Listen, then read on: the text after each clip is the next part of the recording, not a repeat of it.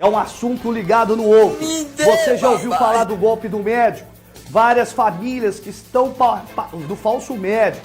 Várias famílias que estão passando por uma série de questões ligadas à saúde, igual nós passamos. Há pouco tempo eu estava no Ana Costa com a minha sócia, quase mãe, Esfila Bezerra, internada com câncer em estado terminal. O falso médico entra em contato com a família, pede uma quirelinha por fora porque o hospital estaria precisando de dinheiro, um exemplo.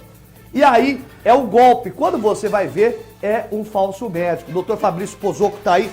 Mais uma vez essa questão de golpe, né? E hoje a gente está trazendo aí a questão que envolve o golpe do falso médico.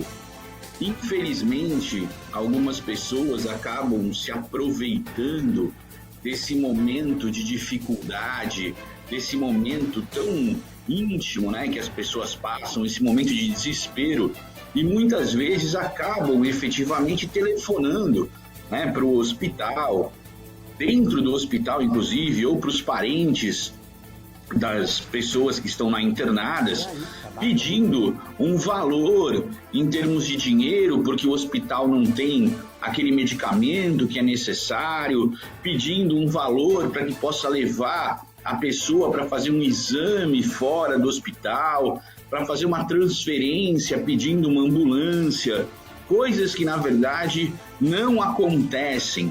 A partir do momento que você está dentro do hospital, que um paciente está dentro do hospital, seja ele público, seja o hospital privado através de planos de saúde, ninguém vai entrar em contato com o familiar do paciente ou com o próprio paciente no quarto para pedir qualquer valor ou para sugerir qualquer situação em que seja necessário efetivamente um pagamento.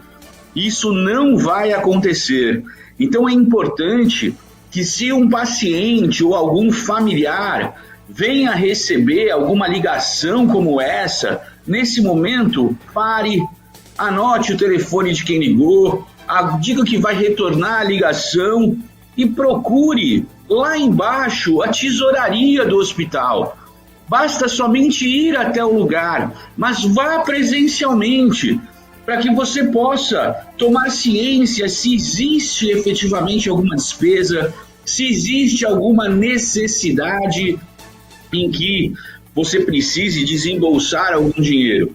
Já adianto a vocês que isso não acontece, ninguém vai fazer uma cobrança via telefone enquanto você ou um familiar seu ou algum paciente estiver dentro do hospital. Isso, além de ser uma infração ética, é uma infração civil e ninguém vai se sujeitar a um processo para realizar uma cobrança de um paciente que está internado no hospital nesse momento. Portanto, tome cuidado para que a gente não caia nesse golpe. Doutor, vamos para as interações? O telespectador tá fazendo interação aqui, vamos lá. A Meire Silva, ela diz o seguinte: há coisa de 25 dias eu estou com a minha mãe na UPA, esperando uma transferência para uma outra cidade.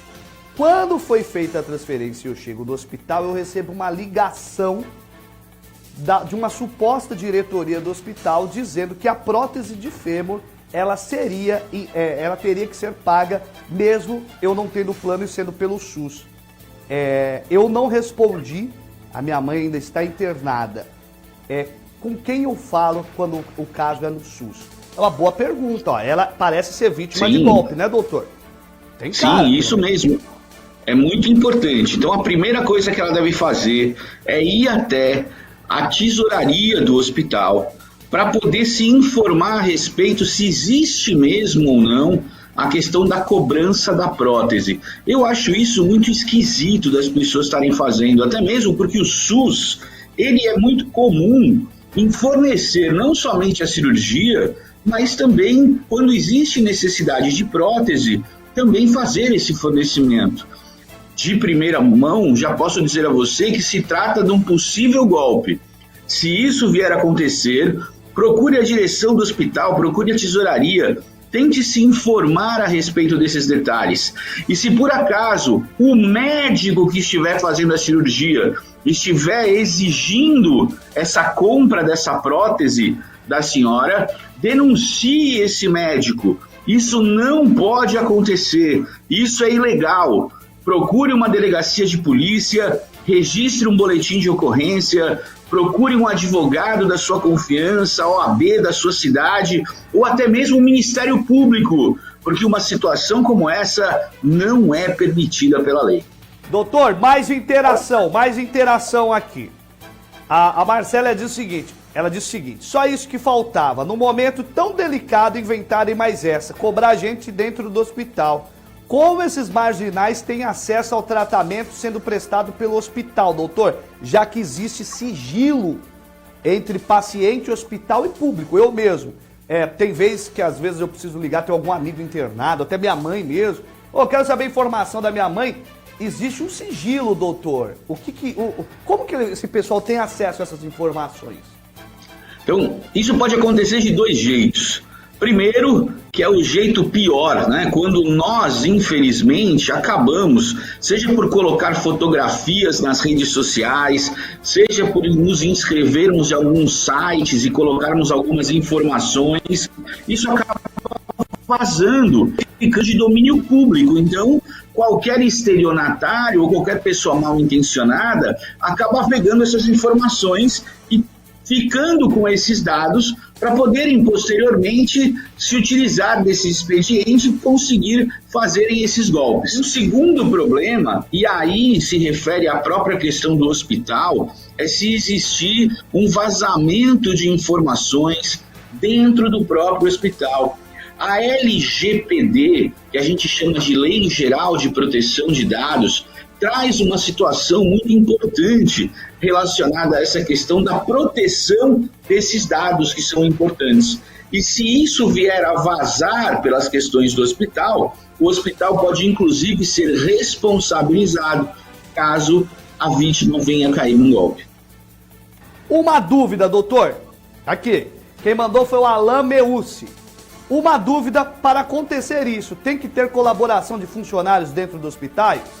Sim, por isso que a Lei Geral de Proteção de Dados, ela traz essa informação e a própria responsabilidade do hospital, caso esses dados não sejam protegidos devidamente.